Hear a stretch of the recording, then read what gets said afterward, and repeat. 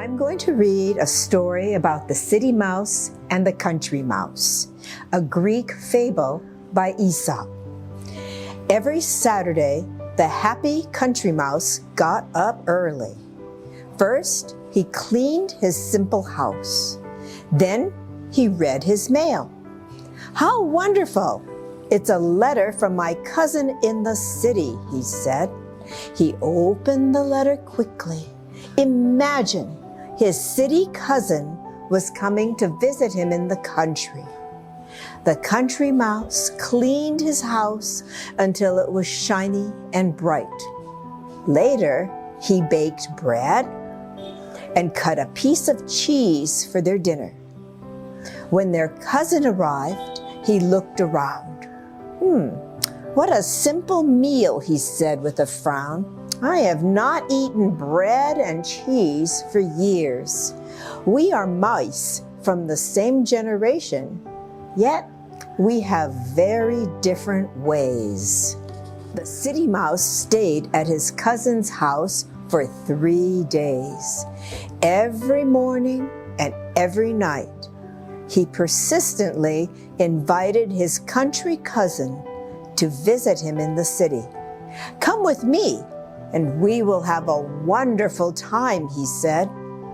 Finally, his country cousin agreed. The two mice set out for the city together. Now, the country mouse had never been to the city before. When he arrived, he could not believe his eyes. What fine stores lined the streets. What beautiful clothes everyone wore. No wonder my city cousin did not like my simple house, he thought. That night, the cousins had a grand dinner in the city mouse's home. Blazing lights illuminated every room.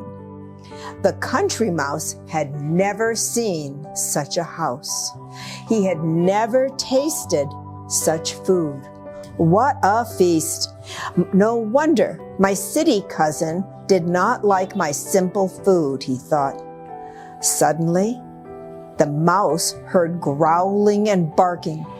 In a flash, 2 large dogs raced into the dining room. Don't be afraid," the city mouse said. "It happens all the time. They belong to the owners of the house," he said. "Once is enough for me," said the country mouse. "I won't be staying for dessert. From now on, I will be faithful to my country ways. Goodbye." The moral of the story, or lesson of the story, is it is better to eat bread and cheese in peace than to eat cakes in fear.